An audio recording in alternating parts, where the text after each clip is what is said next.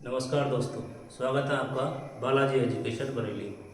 आज हम आपको हिंदी की वर्णमाला कंप्लीट एक ही क्लास में पढ़ाने का प्रयास करेंगे। आइए देखते हैं वर्णमाला होती क्या है। वर्णों का व्यवस्थित क्रम, वर्णों का व्यवस्थित क्रम ही वर्णमाला कहलाता है। वर्णों का व्यवस्थित क्रम ही वर्णमाला कहलाता है। वर्णमाला जिन वर्णों से मिलकर बनी होती है उनमें कुछ स्वर और कुछ व्यंजन होते हैं। स्वरों की संख्या 11 होती है और व्यंजनों की संख्या 33 होती है, जिसमें आयोगबह,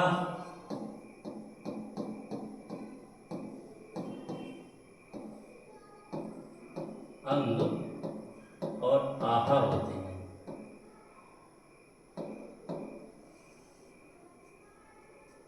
हम देखते हैं स्वर। स्वर कितने प्रकार के होते हैं? तो स्वर 3 प्रकार के होते हैं। तो कौन कौन से होते हैं? ह्रस्व स्वर, दीर्घ स्वर और प्लुत स्वर। बहुत ही कम समय में अगर हम किसी वर्ड को बोलते हैं तो उसे ह्रस्व स्वर कहते हैं। थोड़ा देर में बोलें तो उसको दीर्घ, यानी कि 2 मात्राओं के समथिंग अगर उसको बोलते हैं तो वो दीर्घ स्वर होता है।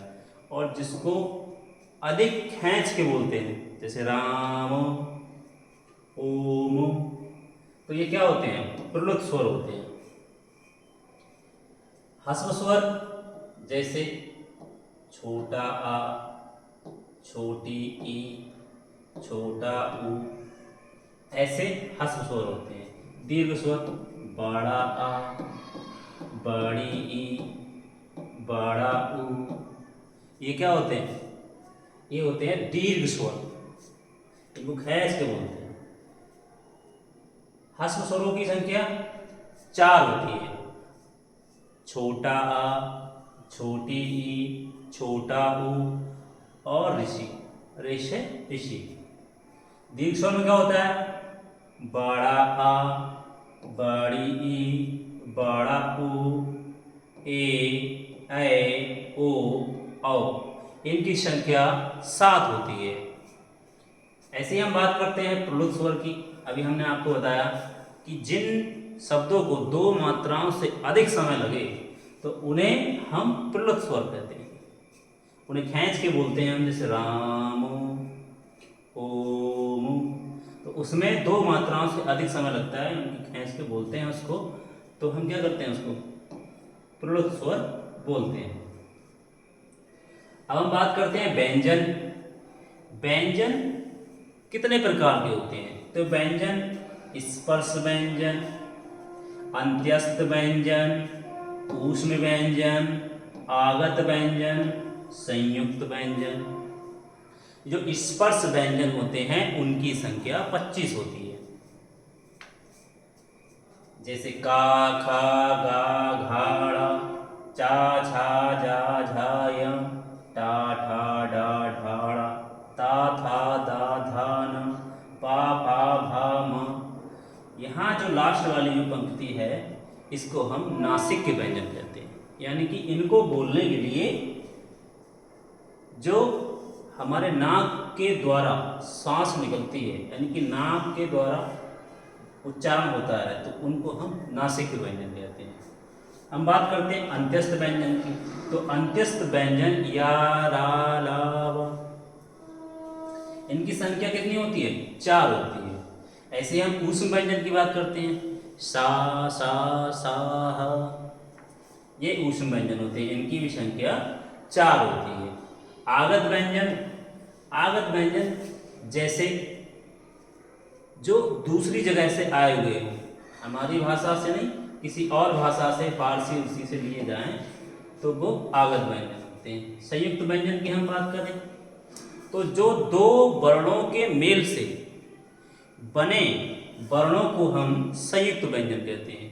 जैसे छा, त्रा, ज्ञा, श्रा। तो हम बात करें छा की, तो शा, हलंत प्लस रा से मिलके बना है स्रा। ऐसी हम छा की बात करें तो का प्लस हलंत शा, इससे मिलके बना है छा। ता हलंत प्लस रा त्रा। जा हलंत प्लस या, इससे मिलके बना है ज्ञा। आइए हम आगे देखते हैं उच्चारण स्थान। अभी हमने आपको बताया था कि जो 25 स्पर्श व्यंजन होते हैं उनको समझने के लिए हम ये आपको बताते हैं। कंठ, जो कंठ से बोले जाते हैं, तालु, मूर्धन, दंतो और ओष्ठ, इसको का वर्ग बोलते हैं, इसको चा वर्ग बोलते हैं, इसको टा वर्ग बोलते हैं, इसको ता वर्ग और इसको पा वर्ग। तो इसमें क्या होता है, का खा गा घा, चा छा जा झा य, टा ठा डा ढाड़, ता था दा धा न, पा फा बा भा म। तो ये क्या है, स्पर्श व्यंजन है। इन्हीं में अगर हम बात करें कि कंठ में बोले जाने वाले और वर्ण, तो इसमें क्या होता है, आ, छोटा आ, बड़ा आ, और इसमें विसर्ग भी होते हैं, अंग अहा अहा। ऐसी तालब के लिए हम क्या बोलेंगे, या, शा, ई, बड़ी। मूर्धन में रा, शा, ऋषि। दंत में क्या होता है, ला, शा। ऐसे ही ओष्ठ में छोटा ऊ, बड़ा ऊ। तो ये क्या होते हैं, ये बोले जाने वाले वर्ण होते हैं जो किसकी सहायता से बोले जाते हैं, कंठ, तालव्य, मूर्धन, दंतो, ओष्ठा की सहायता से बोले जाने वाले वर्ण। अगर हम इसको याद करें तो कैसे याद करें, ये तो चलो हम याद कर लेते हैं, लेकिन इसको याद करने में बड़ा समस्याएं होती हैं, भूल जाते हैं। प्रश्न बनता है कि छोटा आ का उच्चारण कहाँ से होता है, तो आप कैसे बताएंगे कि कंठ से होता है या तालव्य से होता है या मूर्धन से। आप भूलें ना, इसको याद रखें, छोटा आ, बड़ा आ, छोटी ई, बड़ी ई, छोटा ऊ, बड़ा ऊ, ऋष ऋषि। अब हम बात करते हैं कि दंत यानी कि दांत से कोई स्वर नहीं बोला जाता, कोई भी स्वर नहीं बोला जाता। आप इस बात को समझ लीजिए।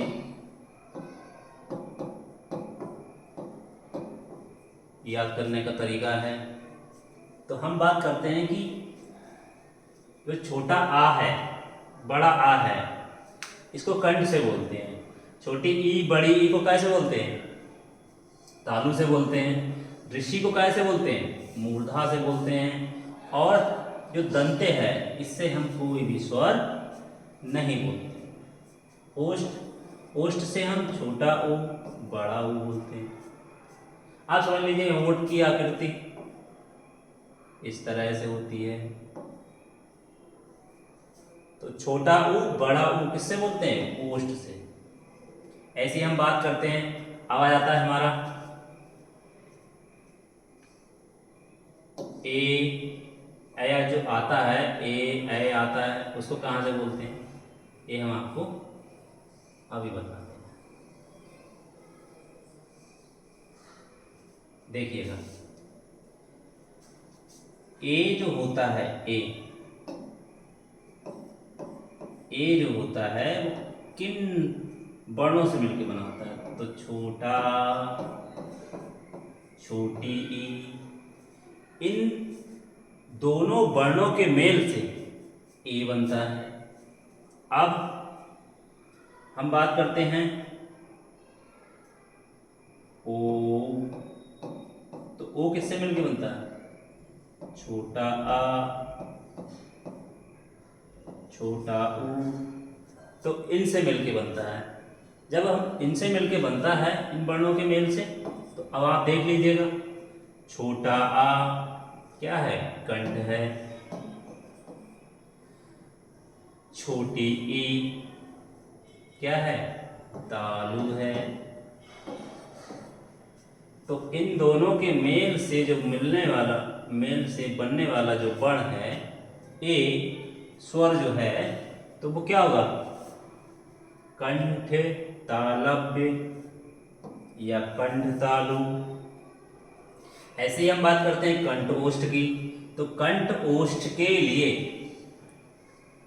हमने भी आपको बताया ओ को कैसे बनाएंगे। तो ओ मिलके बनता है दो स्वरों से, छोटा आ प्लस छोटा ओ। तो ये क्या होगा, छोटा आ क्या है, कंठ, और छोटा ऊ क्या है, तो छोटा ऊ है ओष्ठ। तो इन दोनों के मेल से जो बनने वाला स्वर है, जो स्वर है, इसको हम बोलते हैं कंठोष्ठ। कंठोष्ठ। तो ये क्या हो जाएगा हमारा, कंठोष्ठ। आगे हम देखते हैं,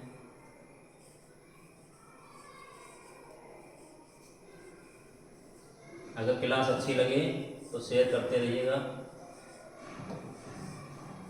आपको रटना नहीं पड़ेगा बिल्कुल भी।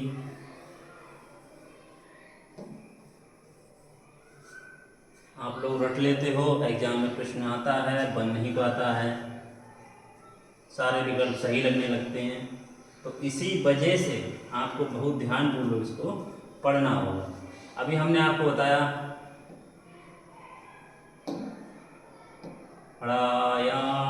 नाम, तो ये क्या है, ये है नासिक के व्यंजन। क्या है, नासिक के व्यंजन।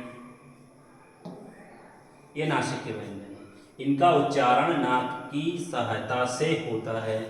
तो इसी वजह से इनको हम कहते हैं नासिक व्यंजन। इन्हें अनुस्वार भी कहते हैं। प्रश्न बनता है कि अनुस्वार किन्हें कहते हैं। तो स्पर्श व्यंजनों के लास्ट की पंक्ति को हम क्या कहते हैं, नासिक कहते हैं या अनुस्वार कहते हैं। आगे देखते हैं, बा का उच्चारण कहाँ से होता है, दंत्य ओष्ठ से। बा का उच्चारण होता है दंत ओष्ठ से। अब हम कहते हैं बत्सय व्यंजन, तो ये होता है नाराल। इसको याद कर लें आप, नरल। प्रश्न बने कि बत्सय व्यंजन कौन से होते हैं, तो नरल। हम बात करते हैं उच्छिप्त व्यंजन। तो उच्छिप्त व्यंजन होते हैं ड़ा अड़ा। ये ड़ा होता है, ये अड़ा होता है। ये लड़ाई के लिए इस्तेमाल होता है, ये पढ़ाई के लिए इस्तेमाल होता है। तो ये क्या है, उच्छिप्त व्यंजन है। जब हम लड़ाई लिखेंगे तो इससे लिखेंगे, और पढ़ाई लिखेंगे तो इससे लिखेंगे। तो ये उच्छिप्त व्यंजन है। हम बात करते हैं संयुक्त व्यंजन की। संयुक्त व्यंजन वे व्यंजन जो दो वर्णों की सहायता से बने होते हैं या उनके योग से बनते हैं, तो उनको हम कहते हैं संयुक्त व्यंजन। जैसे का हलंत प्लस सा, छा। उच्चारण की दृष्टि से एक और भी बनता है। मान लीजिए ये ना दिया जाए तो आपके लिए का हलंत प्लस छा, इससे ही बनता है छा। ऐसे हम ता हलंत प्लस रा, इससे बनता है त्रा। जा प्लस या, इससे बनता है ज्ञा। अगर हम बात और करें कि जो ज्ञा है वो और किन वर्णों के योग से बन सकता है, तो उच्चारण की दृष्टि से हम गा हलंत प्लस या, ज्ञा। ये महत्वपूर्ण बिंदु हैं, इनको ध्यान रखिएगा। अब बात करते हैं शा प्लस सा हलंत प्लस रा, श्रा। ऐसे ही हम बात करते हैं स्वतंत्रीय व्यंजन हा है, इसको स्वतंत्रीय व्यंजन भी कहते हैं और काकल्य व्यंजन भी बोलते हैं। इसको क्या बोलते हैं? काकल्य व्यंजन भी बोलते हैं। काकल्य व्यंजन भी इसी को बोलते हैं। ऊष्म व्यंजन भी बोलते हैं।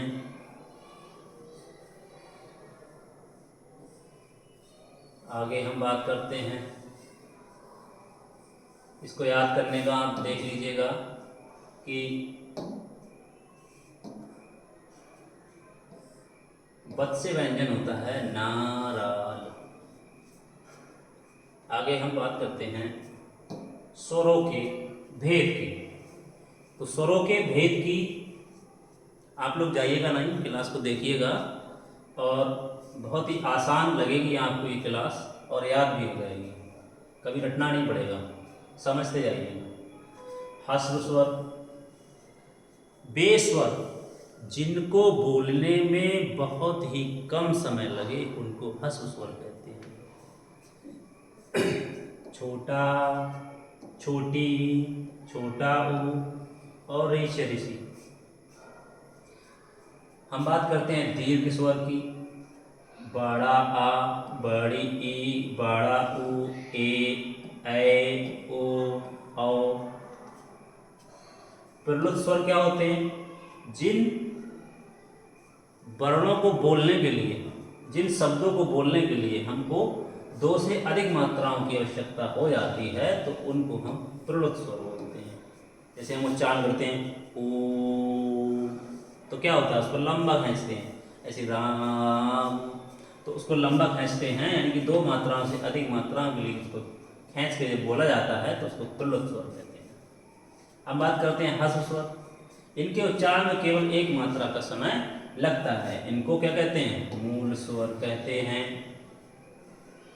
और ह्रस्व स्वरों की संख्या 4 होती है। छोटा आ, छोटी ई, ऊ और ऋषि, ये क्या होते हैं? ये ह्रस्व स्वर होते हैं। अब बात करते हैं दीर्घ स्वर की। तो दीर्घ स्वरों में, इन स्वरों के उच्चारण में ह्रस्व स्वर से दुगना समय, यानी कि 2 मात्राओं का समय लगता है। इनकी संख्या 7 होती है। तो इनकी संख्या 7 होती है, तो ये 2 मात्राओं से ज़्यादा, यानी कि 2 मात्राओं के आसपास जो समय लगता है उनको दीर्घ स्वर कहते हैं। बड़ा आ, बड़ी ई, बड़ा ऊ, ए, ओ, औ।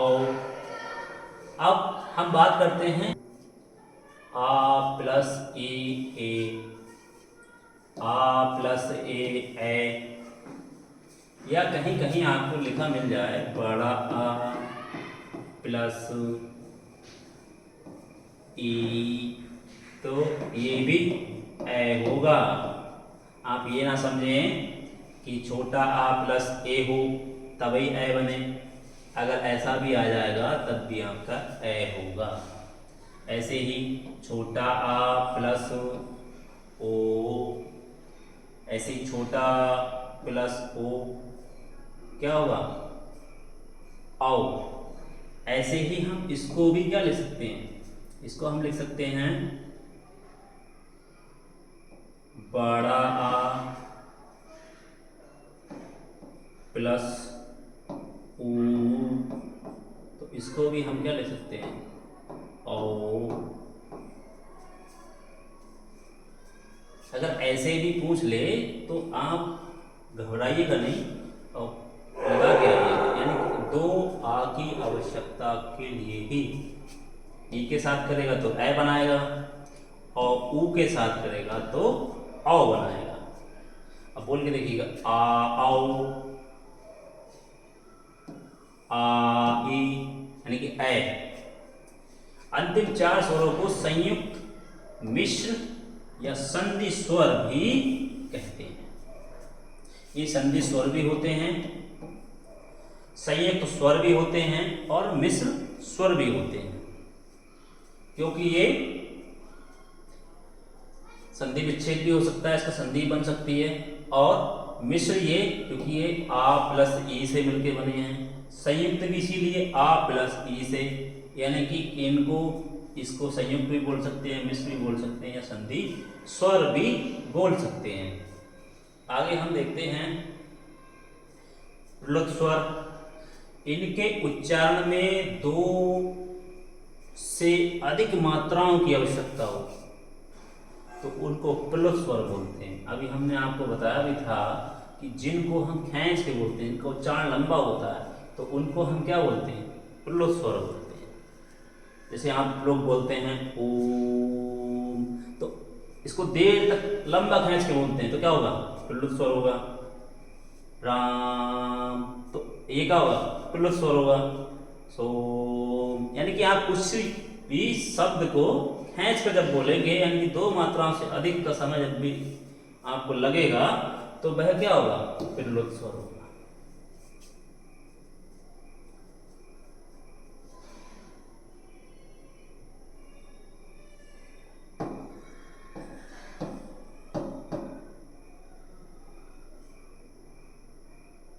इसको क्या होगा? प्रलुत स्वर होगा। और इसकी मात्रा को हम इससे डिनोट करते हैं। आगे देखते हैं।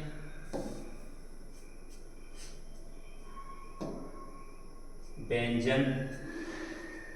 अच्छा, व्यंजन क्या होते हैं? सबसे पहली बात तो व्यंजनों की संख्या होती है 33। 33 होती है इनकी संख्या। और व्यंजन क्या होते हैं? जो स्वरों की सहायता से बोले जाते हैं उन्हें व्यंजन कहते हैं। बिना स्वरों की सहायता से वह अपूर्ण होते हैं। क्या होते हैं? अपूर्ण होते हैं, तो उनमें हलंत लग जाता है। जैसे मान लीजिए का है, अभी तो ये व्यंजन है तो इसमें का लगा है, का हलंत प्लस आ, इससे मिलके बना है का, तो ये बन गया व्यंजन। लेकिन इसमें क्या है? स्वर है। स्वरों की सहायता से जो बोले जाएंगे, ये बोले जाने वाले जो शब्द होते हैं, जो वर्ण होते हैं, उनको हम व्यंजन कहते हैं। जैसे हमने मान लो बोला खा, तो खा भी क्या है? इसमें भी स्वर है, तो इसको बोलेंगे हम खा हलंत प्लस आ, खा, तभी बनेगा ये खा। तो जिन वर्णों का उच्चारण दूसरे वर्ण यानी कि स्वरों की सहायता से किया जाता है उन्हें व्यंजन कहते हैं। व्यंजनों को हल भी यानी कि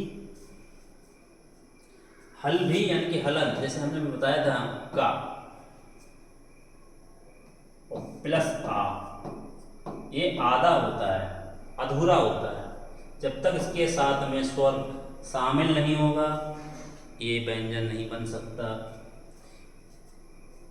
इसको इस तरह से लगाया भी जाता है। स्वर रहित व्यंजन क्या होगा? ये होगा। अगर प्रश्न बन जाता है कि आप स्वर रहित व्यंजन बताइए, तो जिसके अंदर स्वर नहीं होगा उसके नीचे हलंत लगा होगा। अगर वह पूछ भी लेता है का बराबर का हलंत प्लस आ सही है या नहीं, तो आपको बताना है हाँ ये सही है। अगर ऐसे भी आ जाए, मान लीजिए उसने बोल दिया कि आप काल को बताइए, इसका लिखिएगा इसको, तो आप कैसे लिखेंगे? आप लिखेंगे का प्लस हलंत आ प्लस ला हलंत प्लस आ, इस तरह से आप इसको लिखेंगे। अगर आपको इसको तोड़ के लिखना है, विस्तार करके लिखना है, तो आप इसको इस तरह से लिख सकते हैं।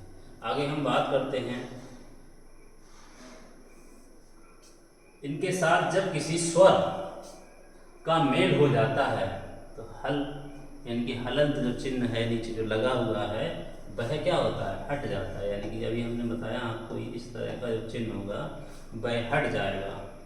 और जब वह हट जाएगा तो उसको हटाने की आवश्यकता किसकी पड़ेगी? स्वर की। बिना स्वर की सहायता से वह नहीं हटेगा।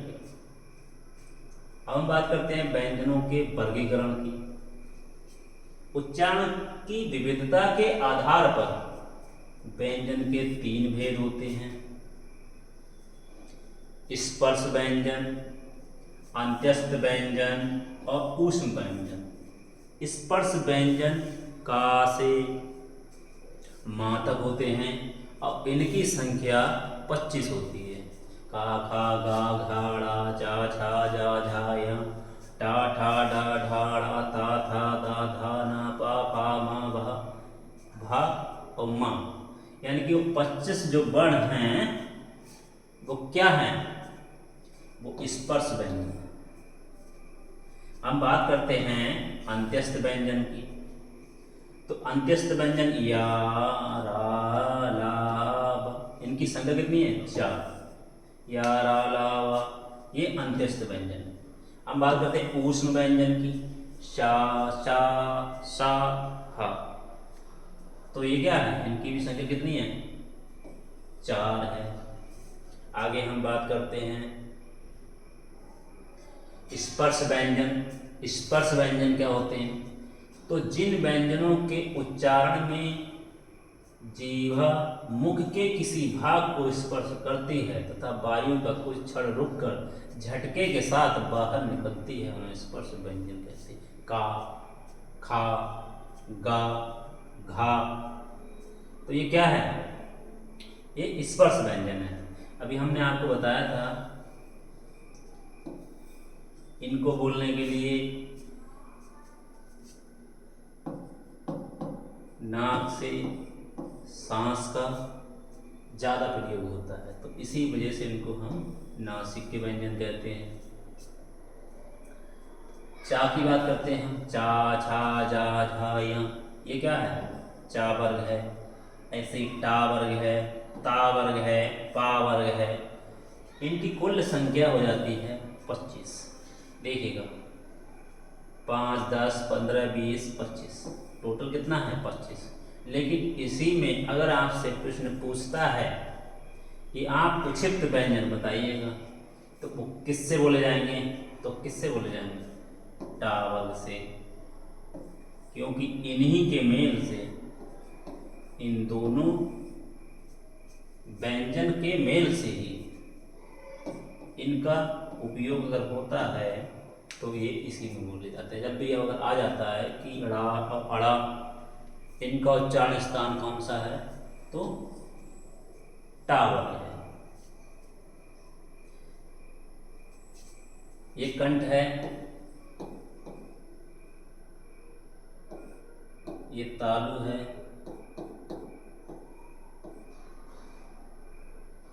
ये मूर्धा है, ये दंतो है, ये ओष्ठ है। तो अगर आपसे पूछता है कि ड़ा, अड़ा उचित व्यंजन बोलने का उनका स्थान क्या होगा, तो आप बता सकते हैं कि वह मूर्धा से बोले जाते हैं। मूर्धन्य से बोले जाने वाले व्यंजन उचित व्यंजन भी होते हैं। आगे हम बात करते हैं अंत्यस्थ व्यंजन की। जिन वर्णों का उच्चारण करने के लिए वायु को थोड़ा रोककर कम शक्ति के साथ छोड़ा जाता है, उन्हें अंत्यस्थ कहते हैं। जैसे कि इनको यड़ भी कहते हैं। अगर कभी कभी आपसे पूछ ले कि यड़ व्यंजन कौन से होते हैं, तो आप क्या बताएंगे? या, रा, ला, वा, या, रा, ला, वा। तो ये इनको यड़ भी बोला जाता है। ये स्वर और व्यंजनों के मध्य स्थित होते हैं। इनकी संख्या 4 होती है। या, रा, ला, वा। तो ये क्या हो गए? अंत्यस्थ व्यंजन हो गए। अब हम बात करते हैं ऊष्म व्यंजन की। जब हम ऊष्म व्यंजन की बात करते हैं तो जिन वर्णों का उच्चारण करने के लिए वायु को धीरे धीरे रोककर रगड़ रगड़ के साथ निकाल दिया जाता है, उन्हें ऊष्म या घर्षण कहते हैं। इनकी संख्या 4 होती है। सा, शा, सा, ह। तो इसमें क्या होता है? जो वायु को हम धीरे धीरे रगड़ रगड़ के छोड़ते हैं कि ऊष्मा की ज़्यादा आवश्यकता होती है। ऊष्मा की ज़्यादा आवश्यकता होती है, इसी वजह से इनको ऊष्म व्यंजन कहते हैं। आगे हम बात करते हैं संयुक्त व्यंजन। संयुक्त व्यंजन क्या होते हैं? दो अलग अलग व्यंजनों के योग से बने व्यंजनों को संयुक्त व्यंजन कहते हैं। इनकी संख्या 4 होती है, छा, त्रा, ज्ञा, श्रा। तो छा का हलंत प्लस सा, ज्ञा जा प्लस हलंत, जा हलंत प्लस या, त्रा ता प्लस रा, ऐसी श्रा सा हलंत प्लस रा, श्रा। ये कहलाते हैं हमारे संयुक्त व्यंजन। ये कहलाते हैं संयुक्त व्यंजन। इनके लिए हमेशा एक प्रश्न बन जाता है, ऐसे ही आपको दे दिया जाएगा, एक ना एक प्रश्न इससे बन ही जाता है। यहाँ बताइए कि किस मिल के बना हुआ है, तो आपको ये बताना होगा। कभी कभी क्या होता है कि उसने दे तो दिया, उसने कह दिया कि त्रा दे दिया उसने, ता प्लस रा, आपने लिया उस विकल्प को सही कर दिया, लेकिन ये गलत है क्योंकि उसमें हलंत लगा हुआ नहीं था, इसलिए गलत था। इसलिए हलंत का बहुत विशेष ध्यान रखिएगा। आगे बात करते हैं हम आयोग बहा की। तो आयोग बहा एक,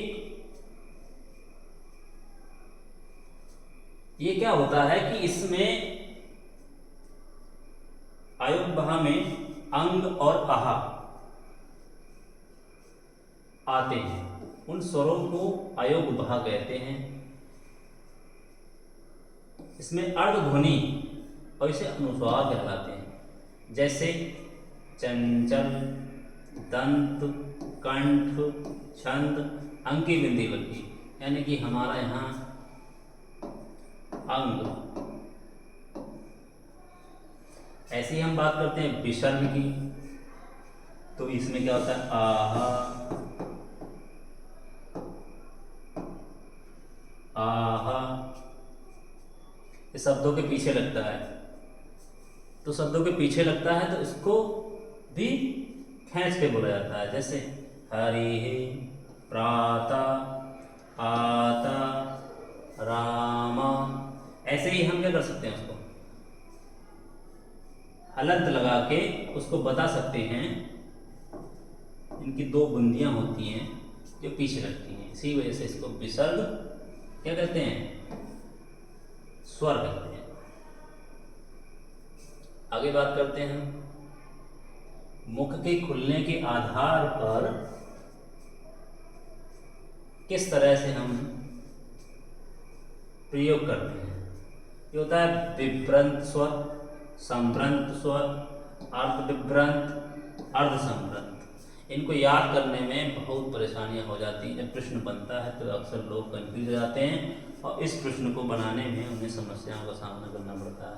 मान लीजिए सब सही होना था, छोटा आ, उसने पूछा था कि अर्ध विभ्रंत बताइएगा स्वर, आपने लगा दिया अर्ध संभ्रंत, इसका इसमें शामिल कर दिया, इसका इसमें शामिल कर दिया। तो इसको याद करने के लिए बड़ा समस्याएं होती हैं। आप कंफ्यूजन ना हो कभी, इसको ध्यान से समझिएगा। इस तरह से लिखा गया है, इसको आप कभी भी अपनी कॉपी में इसी तरीके से लिखिए। आप चाहें तो इसके स्क्रीनशॉट भी ले सकते हैं। तो इसको लिखने कैसे लिखेंगे? जैसे हमने लिखा है विभ्रंत स्वर, विभ्रंत स्वर, उसी का अर्ध विभ्रंत स्वर, ऐसे ही संभ्रंत स्वर, ऐसे ही उसी का अर्ध संभ्रंत स्वर। अब इसको याद करेंगे, कैसे याद करेंगे? छोटा आ, बड़ा आ, छोटी ई, बड़ी ई, छोटा ऊ, बड़ा ऊ, ऋषि। आगे आप आइएगा नीचे, और ए, ओ, बस इसी क्रम में लिखिएगा। अर्ध विभ्रंत की संख्या हो जाती है 3, विभ्रंत की संख्या हो जाती है 2 और संभ्रंत की संख्या हो जाती है 5 और अर्ध संभ्रंत की संख्या हो जाती है 2। इनको एक बार फिर समझिएगा। विभ्रंत स्वर और विभ्रंत स्वर का ही अर्ध विभ्रंत स्वर, संभ्रंत स्वर का ही अर्ध संभ्रंत स्वर। ये पूछता है कि संभ्रंत स्वर बताइए, अर्ध संभ्रंत स्वर बताइए, विभ्रंत स्वर बताइए, अर्ध विभ्रंत स्वर बताइए। आपसे पूछ रहा है अर्ध संभ्रंत स्वर, आपने बता दिया विभ्रंत स्वर। यह संभ्रंत स्वर पूछ रहा है, आपने फिर बता दिया अर्ध विभ्रंत स्वर। ऐसे ही कंफ्यूजन हो जाता रहता है कि कौन सा होगा कौन सा नहीं होगा। पढ़ते तो हैं आप लोग, लेकिन एग्जाम के टाइम पे जब पढ़ते हैं तो उसमें कंफ्यूजन हो जाता है। तो इसी वजह से इसको इसी क्रम में लिखिएगा और इसको याद करिएगा। अर्ध विभ्रंत आप छोटा आ से ही शुरू करें, इसको देखिएगा। छोटा बड़ा आ, छोटी ई, बड़ी ई, छोटा ऊ, बड़ा ऊ, ऋषि। फिर आप नीचे आइएगा। ए, ऐ, ओ, औ,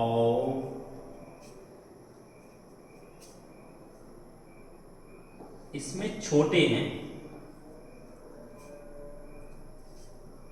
यानी कि अर्ध का मतलब क्या है, इसमें छोटा आ लगा हुआ है और इसमें भी छोटा आ लगा हुआ है। आप इस चीजों को ध्यान से समझिएगा। अर्ध का मतलब क्या है, छोटे आ से, तो इसको ध्यान से समझिएगा। ये छोटा आ प्लस ई क्या हो गया, ए। ऐसे ही आप इधर देखिएगा, लिखा हुआ छोटा आ प्लस ऊ, ओ।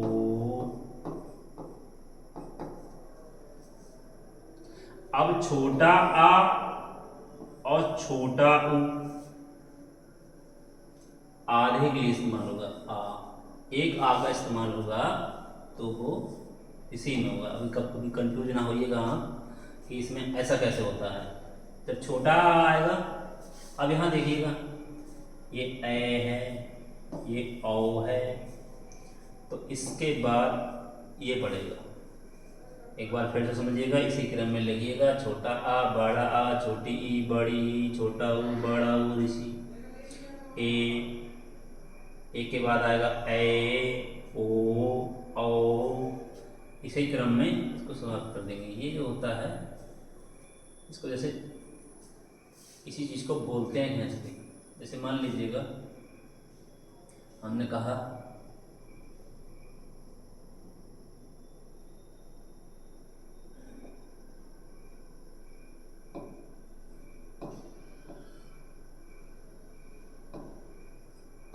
काल, तो एक काल होता है, एक का, इसको बोलते हैं औ के उच्चारण के लिए, मतलब इसकी बुंदी को चंद्रबुंदी ना कहते हैं, लेकिन ये उसका उच्चारण होता है। ये आगत शब्द की तरह, आगत बड़ की तरह होता है। आगे हम बात करते हैं विभ्रत स्वर।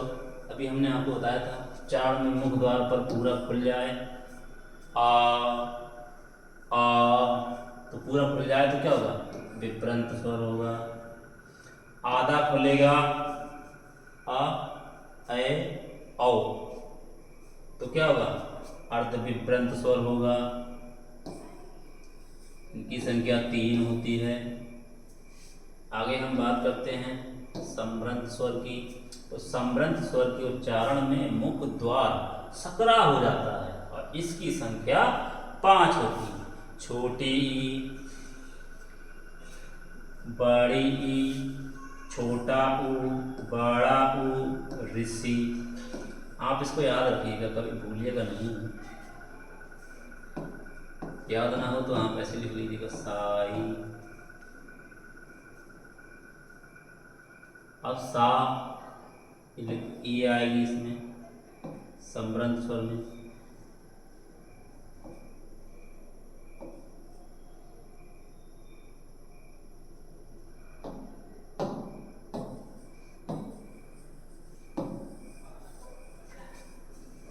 जैसे का छोटी ई और बड़ी ई, छोटा ऊ बड़ा ऊ ऋषि। अगर छोटा आ से शुरुआत होगी तो किस कहाँ पहुँच जाएंगे हम? अर्ध विभ्रंत में पहुँच जाएंगे। अर्ध विभ्रंत के बाद विभ्रंत होगा, विभ्रंत के बाद संभ्रंत होगा, संभ्रंत के बाद फिर क्या होगा? अर्ध संभ्रंत होगा। अभी हमने आपको एक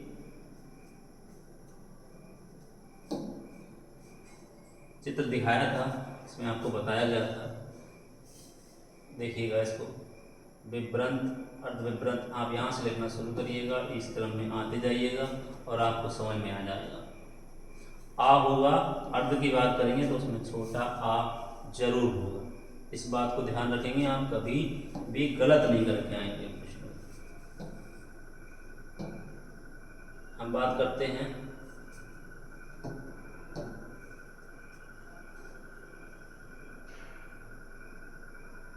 संभ्रंत स्वर, अर्ध संभ्रंत स्वर की बात कर रहे थे हम।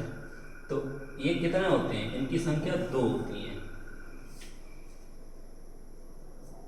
इसमें कम सकरा होता है, मुख का द्वार कम सकरा होता है। ए ओ, तो ये क्या होंगे?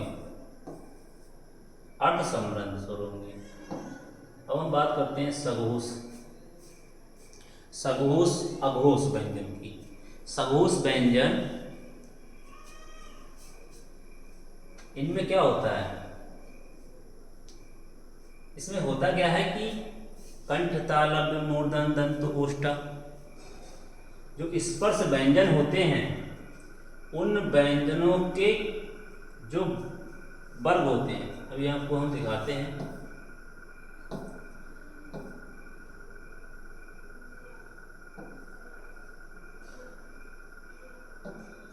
जैसे ये दिया है, ये फर्स्ट होगा, ये सेकंड होगा, ये थर्ड होगा, ये फोर्थ होगा और ये फिफ्थ होगा। आप ध्यान रखिएगा, ये का, ये जो पूरा है यहाँ से, ये पहला होगा, ये दूसरा होगा, ये तीसरा होगा, ये चौथा होगा, ये पांचवा होगा। आप कंफ्यूजन में ऐसा ना होइएगा कि कंठ होगा, तालव होगा, मूर्धन होगा या दंत होगा या ओष्ठ होगा।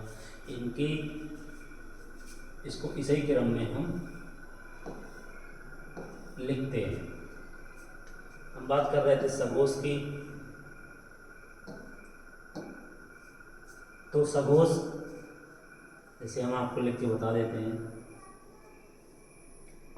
का, खा, गा, घा, अड़, चा, छा, जा, झा, या, टा, ठा, डा, ढा, अड़ा,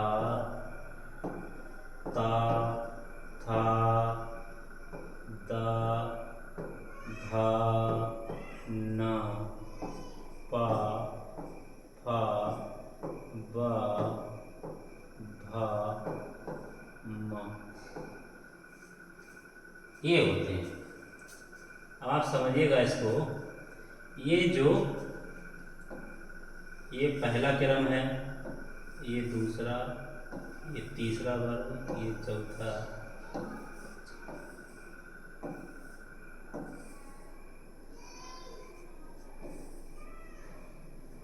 इसको ध्यान से देखिएगा।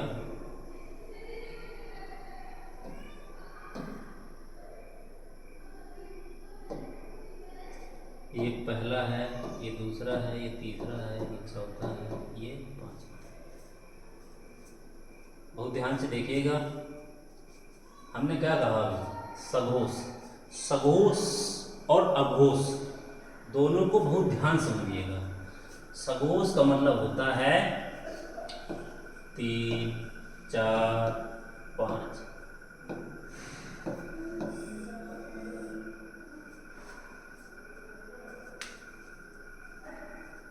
सघोष का मतलब होता है 3, 4, 5। इसका वर्ग जो होगा 3, 4, 5। अगर आप इसको याद नहीं रख पाते हैं तो आप अघोष को याद करिएगा, तो सघोष अपने आप याद हो जाएगा। कैसे? आ का मतलब 1, एक और दो, छोटा आ बड़ा मान लीजिए आप इसको, तो इसका एक और दो इसके क्या होंगे, का चा टा ता प, खा छा ठा था फ, ये इसके क्या होंगे, ये इसके वर्ग होंगे, इसके अघोष के। और जब ये इसके होंगे तो बचे हुए 3 और 4 5 किसके होंगे, उस अघोष के होंगे। अघोष को याद करने का क्या है, आ से शुरू है तो एक होगा, दो होगा, लेकिन इसका क्या होगा, जब इसमें आ जाएंगे दो वर्ग तो बकाया जो बचेंगे वो सघोष के होंगे, सघोष के साथ जाएंगे। तो आप समझिएगा, वर्गों के तीसरे, चौथे, पांचवें व्यंजन जैसे रा या ला वा हा सा सभी, अब समझिएगा ये 1 2 3, ये जो इसके वर्ग हैं ये किस में आएंगे, सघोष। उसने पूछ लिया कि आप बताइए कि जा सघोष है या अघोष है, तो आपको बताना है जा कहाँ है, यहाँ है, तो क्या होगा, सघोष होगा। उसने पूछ लीजिएगा आप अघोष व्यंजन बताइएगा कि ता, जैसे प्रश्न दे दिया उसने छा दा धा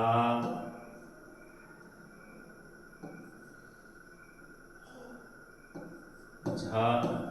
अब आप उसमें बताइएगा कि अघोष व्यंजन क्या है, तो आप कैसे बताएंगे, आपको याद होना चाहिए पहला और दूसरा, तो क्या हुआ छा, चा छा,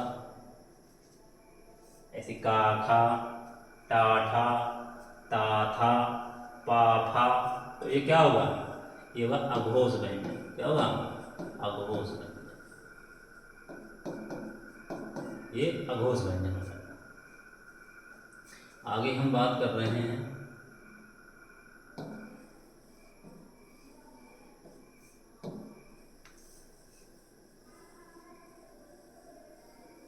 अभी हमने आपको बता दिया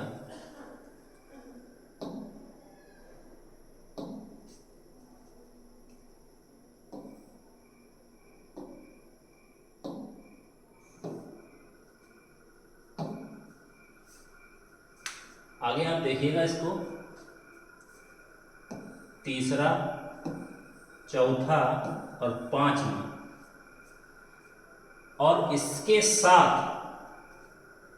साथ सभी स्वर होंगे। इसके साथ क्या होंगे, सभी स्वर होंगे। कौन कौन से होंगे, छोटा बड़ा, छोटी बड़ी, छोटा ऊ बड़ा ऊ, ऋषि, ए ओ औ, ये क्या होंगे, सभी स्वर किसके साथ जाएंगे, सघोष के साथ जाएंगे। अघोष के साथ क्यों नहीं जाएंगे, क्योंकि इसके पास आ है पहले से ही, ध्यान रखिएगा, याद करने का एक सुझाव है, इसके पास पहले से ही आ है तो स्वर तो इसके पास की कोई ज़रूरत ही नहीं है, तो स्वर इसके पास नहीं होगा। आगे हम बात करते हैं सघोष, इसके पास सा होगा तो इसको सा की कोई ज़रूरत ही नहीं है, ना ईसा की, ना ईसा की, ना ईसा की, तो सा सा हा, जो इसमें हा बचेगा इसको हा की आवश्यकता पड़ेगी, सा और सा की आवश्यकता नहीं पड़ेगी, तो ये सा और सा किसको दे देगा, अघोष को। अघोष सारे स्वर किसको दे देगा, सघोष को। तो वर्गों के पहले और दूसरे व्यंजन को हम अघोष कहते हैं, और हमने भी बताया कि सा सा सा, इसके पास सा नहीं था तो इसने सा ले लिया, और इसके पास सा तो था लेकिन इसके पास हा नहीं था, तो इसी वजह से इसने ऊष्मी व्यंजन जो थे, ऊष्मी व्यंजन, ऊष्मीय व्यंजन कौन कौन से थे, सा, सा सा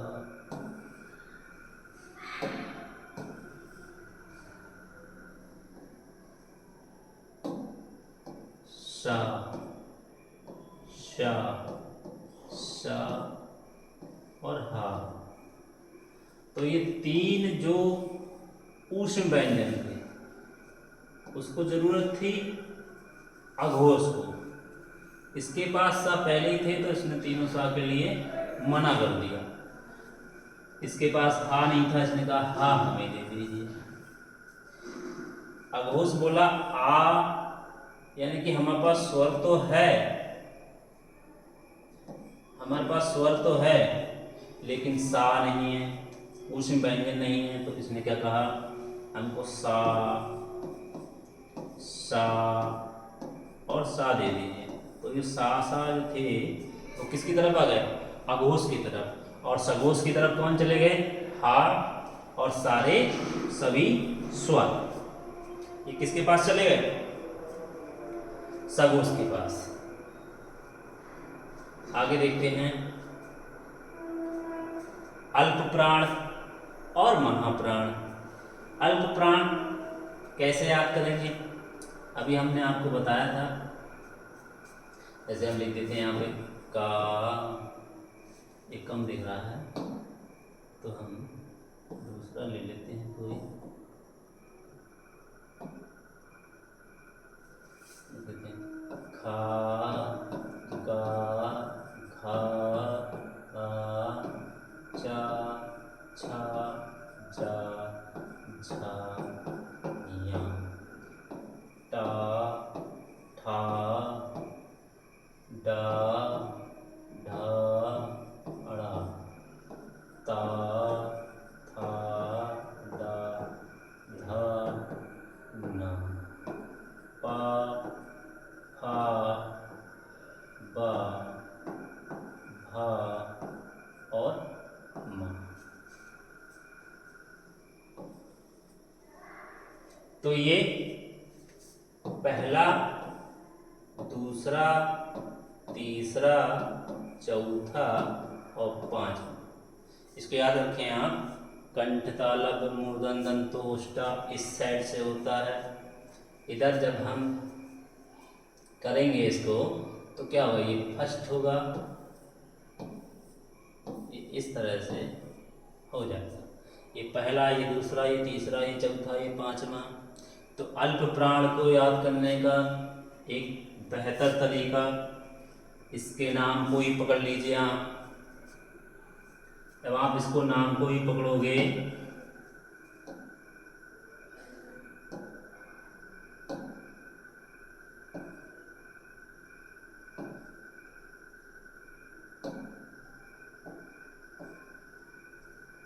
जब आप इसके नाम को ही पकड़ोगे तो आप देखिएगा आ यानी कि एक, ला यानी कि तीन और पा यानी कि पांच। तो एक तीन पांच समझने का फिर प्रयास कीजिएगा। एक तीन पांच यानी कि आ का मतलब एक, ला का मतलब यूं बनाते हैं तो आप समझ लीजिएगा तीन, इसको समझिएगा पांच। तो एक तीन पांच यानी कि इसका किरण कौन सा होगा, एक तो ये होगा, एक तो ये होगा और एक तो ये होगा। पहला लेगा, तीसरा और पांचवा, एक छोड़ एक अल्प प्राण। तो ये वाला का, गा वाला घा नहीं, येड़ा वाला, यानी कि ये और ये वाला, ये तीनों को कौन लेगा, अल्प प्राण। ये अल्प प्राण की श्रेणी में आएंगे। अब आपने अल्प प्राण याद कर लिए, बकाया कौन से बचे, दो और चार। दो और चार जो वर्ग बचते हैं वो किसको मिल जाएंगे, महाप्राण को। समझिएगा ध्यान से, दूसरा और चौथा जो वर्ग होगा वो क्या होगा, महाप्राण होगा। और महाप्राण के लिए जब भी महाप्राण की आवश्यकता होगी, आप इस बात को समझिएगा ध्यान से, कि जब भी महाप्राण की आवश्यकता होगी तो उसमें ऊष्मा की बहुत आवश्यकता होगी।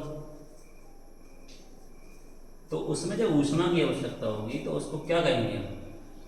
उसको बोलेंगे ऊष्म व्यंजन सा, यानी कि सा जितने भी होंगे, शा, शा, सा और ये चारों के चारों ऊष्म व्यंजन किसके हैं?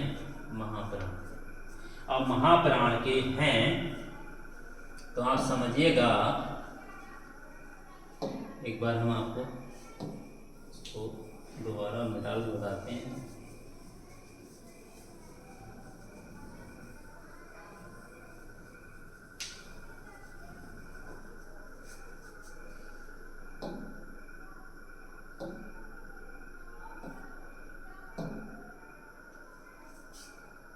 क्या था? अभी आपने देखा अल्प प्राण, आ का मतलब एक, ला का मतलब क्या होगा? 3, और पा का मतलब क्या होगा? 5। तो ये इसकी के नाम में है। आ का मतलब 1, ला का मतलब 3 और पा का मतलब 5। ऐसे भी अगर आपको याद ना हो पाए तो आप समझिएगा महाप्राण, यानी कि 24 घंटे में निकल जाएंगे। 24 घंटे में आपके क्या हो जाएंगे? प्राण निकल जाएंगे। इससे याद रखेंगे आप, महाप्राण निकल जाएंगे। और जब महाप्राण निकलेंगे तो आपको ऊष्मा की आवश्यकता होगी। जब ऊष्मा की आवश्यकता होगी तो इसलिए ऊष्मीय व्यंजन चाहिए। तो कौन कौन से चाहिए? सा, सा, सा और ता। ये चारों ऊष्म व्यंजन भी इसमें आते हैं महाप्राण में। जब भी प्रश्न बनेगा कि सा बताइएगा तो आप क्या बताएंगे? महाप्राण है। अगर पूछ लेता है कि आप बताइएगा चाप, तो आप क्या बताएंगे? अल्प प्राण है, क्योंकि पहला, तीसरा और 5वां ये क्या है? अल्प प्राण। तो ऐसे ही आप याद रखिएगा कि प्राण जो है 24 घंटे में, महाप्राण 24 घंटे में निकल जाएंगे। जब प्राण निकलेंगे तो ऊष्मा की आवश्यकता होगी, यानी ऊष्म व्यंजन की आवश्यकता होगी। जब ऊष्म व्यंजन की आवश्यकता होगी तो ऊष्म व्यंजन किसके साथ रहेंगे? महाप्राण के साथ रहेंगे।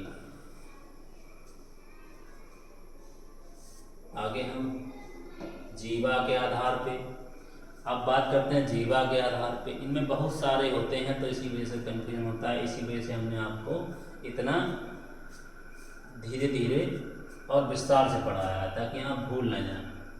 किसी न किसी चीज़ की अगर दिमाग में ट्रिक रहती है तो हम उसको आसानी से समझ जाते हैं, क्योंकि विकल्प चारों दिए जाते हैं और जब एग्जाम बैठते हैं बिना पढ़े तो चारों ही विकल्प हमको उचित लगते हैं। करना होता है कोई सा पढ़ के जाते हैं लेकिन वहाँ जाके कन्फ्यूजन हो जाते हैं, तो इसी वजह से इसको समझने के लिए हमने बताया। अब आप लोग जाइएगा नहीं क्लास छोड़ के, इसको देखिएगा, यही बहुत बेहतर तरीके से समझ में आएगा। हम बात करते हैं जीवा के आधार पे। तो अग्र स्वर हम कैसे बताएं कि अग्र स्वर है? आपको हम कहें ई ए याद कर लीजिए। अरे याद करना होता तो फिर याद ही कर लेते। तो इसको आप याद करेंगे आ ग्रीए। आप इस तरह से इसको एक बार अपने दिमाग में रख लीजिएगा। अग्रीय क्या कर लीजिएगा? अग्र से बना लीजिएगा अग्रीय। अग्रीय का मतलब इसमें छोटी ई, और जब छोटी ई होगी तो बड़ी ई भी होगी। जब ए होगा तो ए भी होगा, तो इसलिए आप इसको लिख लीजिएगा अग्रीय।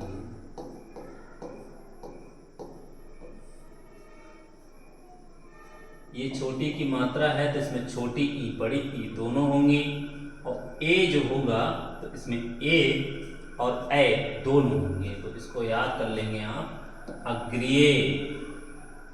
इसको याद कर लेंगे आप अग्रीय। तो छोटी ई, बड़ी ई, ए और ए, जिन स्वरों के उच्चारण में जीभ का आगे का हिस्सा उठता है, यानी कि आगे से जो हम उसको बोलते हैं तो वो अग्र स्वर कहलाते हैं। और जीभ के अग्र स्वर जो होते हैं, बोल के देखिएगा, ई, ए, तो जीभ के आगे भाग से निकलने वाले, यानी कि आगे से बोले जाने वाले जो स्वर हैं वो क्या हैं? अग्र स्वर। हम बात करते हैं मध्य स्वर की। मध्य या केंद्रीय स्वर। प्रश्न आ जाता है मध्य स्वर बताइए। आप मध्य स्वर पढ़ के गए हैं, आपने केंद्रीय स्वर का नाम ही सुना है। तो मध्य स्वर और केंद्रीय स्वर एक ही बात है। तो जिन स्वरों के उच्चारण में जीभ के बीच का, यानी कि मध्य का, केंद्र का हिस्सा उठता है और मध्य या केंद्रीय स्वर कहलाते हैं जीभ के मध्य स्वर। आ, बोल के देखिएगा आप, आसानी से बोल आ, एकदम आ। आप खींच के बोलेंगे तो कहा हुआ वह पीछे चला जाएगा। आप केवल आ बोलेंगे तो वह जीभ के बीचों बीच हिस्सा से ही निकल के आएगा। आ, तो ये क्या होगा? मध्य स्वर। आप इसको याद रखिएगा। आगे हम बात करते हैं पश्च स्वर। जब अभी हमने आपको पढ़ा दिया अग्रीय, अग्रीय का मतलब छोटी ई, बड़ी ई, छोटा नहीं,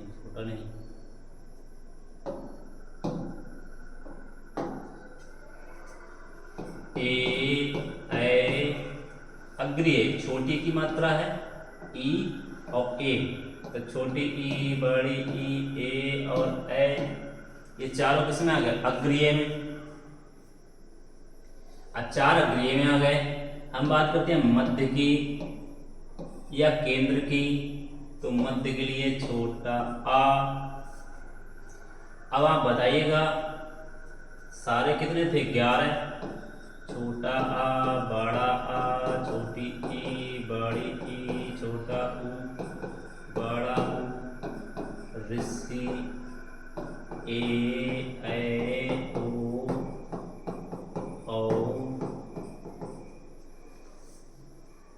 छोटा आ निकल गया, छोटी ई, बड़ी ई, ए और ए, ये चारों निकल गए यहाँ। तो बचा क्या? बड़ा आ, छोटा ऊ, बड़ा ऊ, ओ।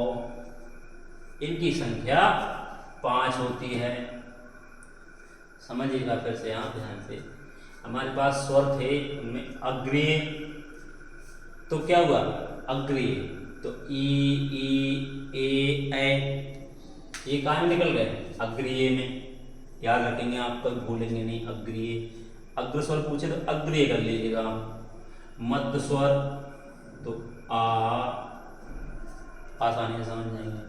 अब बकाया जो बचे स्वर, बड़ा आ, छोटा ऊ, बड़ा ऊ, ओ, ये क्या हो जाएंगे? ये आपके पश्च स्वर हो जाएंगे, यानी कि पीछे के भाग से बोलेंगे हम। आ बोलेंगे तो मध्य बीच से ही निकलेगा, जीभ के बीच से ही आ। अब उसको थोड़ा खींच के बोलते हैं आ, उ, ओ। तो ये पीछे से बोले जाएंगे, यानी कि इनको पश्च स्वर कहेंगे। अब हम आगे देखते हैं स्वतंत्र मुखी या काकल्य व्यंजन। अगर क्लास अच्छी लग रही हो तो आप लोग शेयर कर दीजिएगा अपने और दोस्तों के साथ, ताकि हम आपके लिए और भी बेहतर क्लास बना सकें, अच्छे कंटेंट आपको दे सकें और आसान से आसान भाषा में आपके लिए हर क्लास दी जाएगी।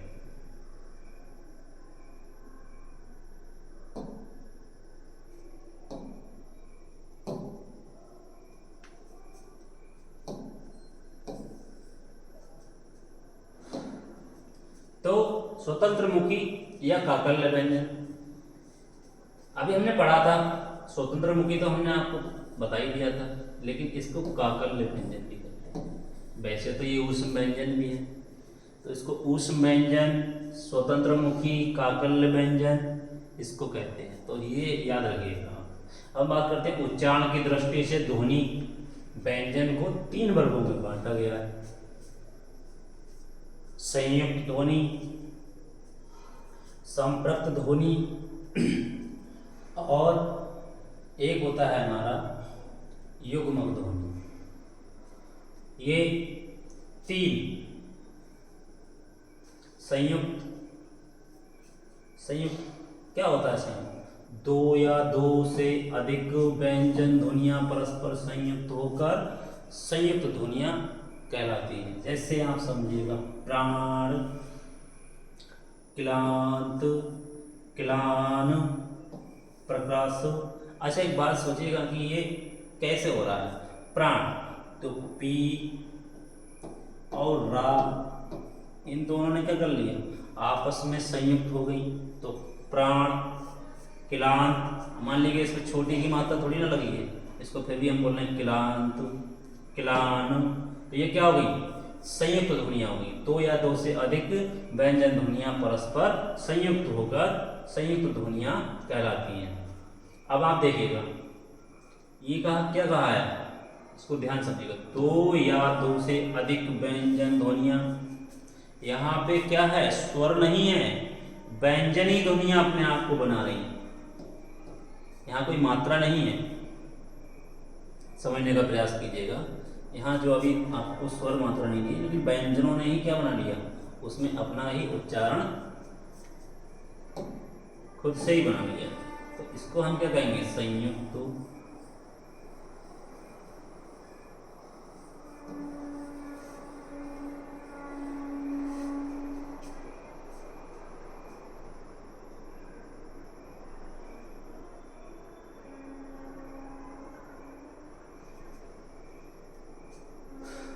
और संयुक्त ध्वनियां,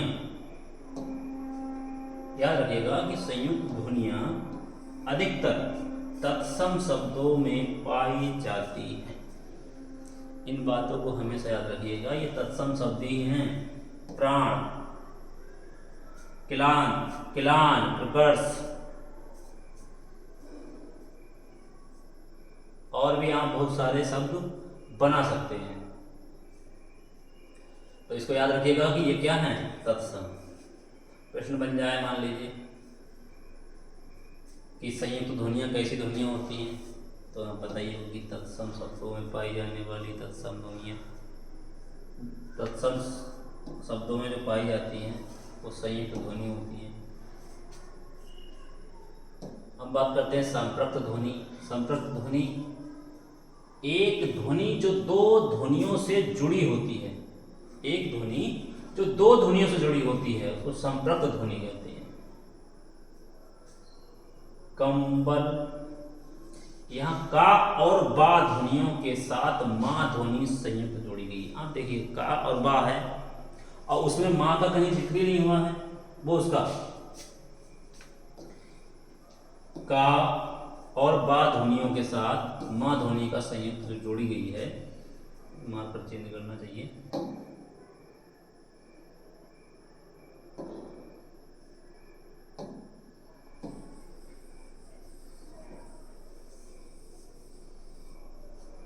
कंबल, तो इसमें क्या दिया है?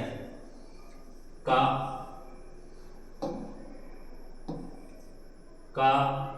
और बा ध्वनियों के साथ मां ध्वनि संयुक्त रूप से जुड़ी है, इसी वजह से इसको बोला है कंबल। चंबल, मान लीजिए चंबल, ये क्या कहलाएंगे? संपृक्त ध्वनि कहलाएंगे। हम बात करते हैं युग्मक ध्वनि। जब एक ही ध्वनि द्वैत्व हो जाए तब यह युग्मक ध्वनि कहलाती है। जैसे अक्षुण, उत्फुल्ल, दिक्कत, प्रसन्नता, हम बोले भिन्नता,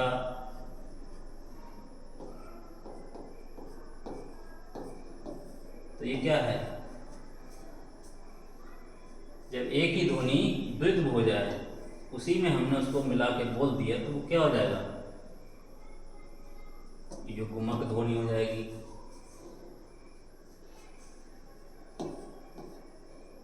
आपको अच्छे से समझ में आई होगी क्लास, और आपसे आशा है कि आप लोग से ज़्यादा शेयर और हमारे चैनल को सब्सक्राइब करेंगे। Thank you.